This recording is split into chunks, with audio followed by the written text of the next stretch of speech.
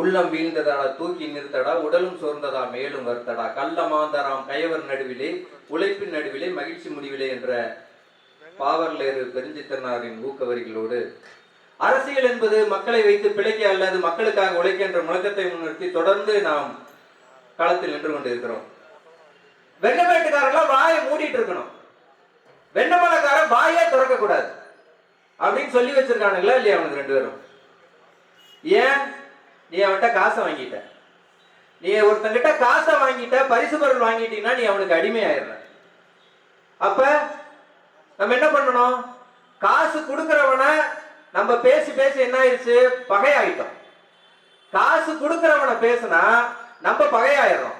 காசு வாங்குறவன் யாரு? என் அண்ணன், என் தம்பி, என் அக்கா, தங்கச்சி, ஆத்தா, அப்பன், இவங்க தானே வாங்குறாங்க. ஏன் வாங்குறாங்க? ஏன் வாங்குறாங்க? மூணே மூணு கேள்வி தாங்க. இந்த மூணு கேள்விக்கு மட்டும் நீங்க பதில் சொல்லுங்க. ஒரு விஷயத்த வெளிப்படையா நேர்மையா சட்டதிட்டங்களுக்கு உட்பட்டு செஞ்சா அது சரி. இரவுல யாருக்கும் தெரியாம ஒண்டி ஒண்டி ஒரு விஷயம் செய்யறாங்கன்னா அந்த விஷயம் சரியா? அது நியாயமா? யோசிச்சு பாருங்க. காசு கொடுக்கறது எப்பங்க காசு கொடுக்கறான்? இரவுல. உன் வீட்டுக்கு இரவுல 10 மணிக்கு மேல வந்து 12 மணிக்கு கதவு தட்டி காசு கொடுக்கறான். அதுக்கு என்ன அர்த்தம்? ஒரு சேலை எவ்வளவுங்க? ஒரு சேலை 100 ரூபா 150 ரூபா. ஒரு வேட்டி எவ்வளவுங்க? 100 ரூபா 150 ரூபா.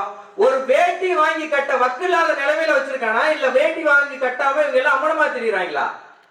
யோசிச்சு பாருங்க. இவன் யாருங்க சேலை வாங்கி கொடுக்கறதுக்கு? எவன் கொண்டாட்டிக்கு எவங்க சேலை வாங்கி கொடுக்கறது? ஏங்க அடுத்தவன் கொண்டாட்டிக்கு சேலை வாங்கி கொடுத்துட்டு இருக்காங்க ஊருக்குள்ள. இதை கேட்டா கோபம் வருது.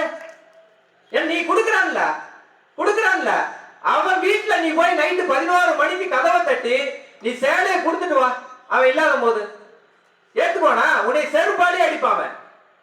யோசிச்சு பாரு. நீ மட்டும் ஏன் வாங்குறத? கொலுசு தொங்கட்டான், மூக்குத்தி. ஒரு வீட்டு நம்ம வீட்டு பிள்ளைக்கும் நம்ம வீட்டு பொம்பளைங்களுக்கு எவனோ ஒருத்தன் கொண்டாந்து நைட்ல 11 மணி 12 மணி 4 மணிக்கு கதவை தட்டி கொலுசு மூக்குத்தி தொங்கட்டா கொடுத்தா என்னங்க அர்த்தம்? அதுக்கு பேரு என்ன அர்த்தம்? கலாச்சார சீரழிவு இல்லையா அது? இதை ஏற்கலாமா? முத என்ன மாதிரியான கலாச்சார சீரழிவை கொண்டாந்து வச்சிருக்கானுங்க நீங்க. நான் பாருங்க, கரூர் முழுக்க பாருங்க, பூரா ஒரு 100 200 பொம்பளைங்களை நிறுத்தி வச்சிருவானுங்க நம்ம வீட்டு பொம்பளைங்களை. ஏன்னா எந்த வீட்டு அம்மாவாவது நீங்க சம்பாதிச்சு வர்றீங்களே, உங்களுக்கு என் புருஷன் கஷ்டப்பட்டு வந்திருக்கேன், எங்க அப்பா இத்தனை நாள் என்னை காப்பாத்தி இருக்கான்னு தட்டுல ஆராத்தி எடுத்திருக்காங்களா? எவனோ ஒருத்தன் வர்றாங்கிறதுக்காக 100 ரூபாய் காசு போடுவான்னு காலையில இருந்து சாயங்காலம் வரைக்கும் சீவி சிங்காரிச்சு வெயில நிக்க வச்சிருக்கானுங்க. இதெல்லாம் ஒரு கரூர்காரனால கேவலமா இருக்குது. ஒட்டுமொத்த தமிழ்நாட்டுக்குமே கரூர்காரன் தான் இப்படி வர ஸ்ட்ராட்டஜின்னு ஒண்ணு ஃபார்மேட்டை கிரியேட் பண்ணி இதை உருவாக்கி கரூரோட பேரவே கெடுத்துட்டானுங்க.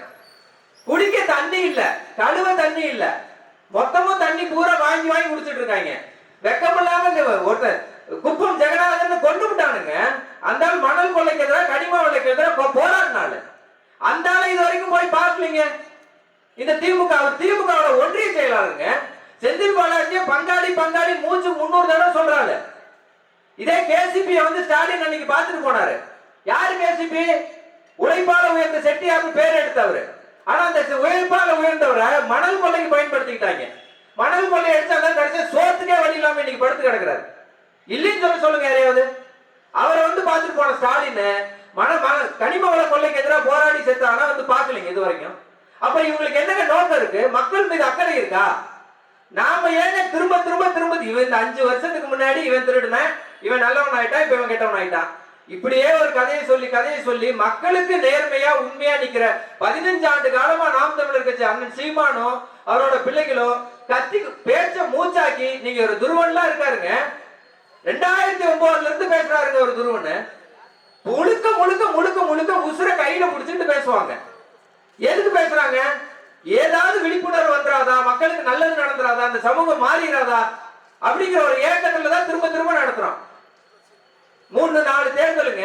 முதல் 2016 234 பேர், இங்க பாண்டிச்சேரியில 30, அப்புறம் 2019 40 பேர், 2021 மொத்தத்துக்கு 607-608 பேர் இது வரைக்கும் தோத்திருக்காங்க நாம் தமிழர் கட்சியில.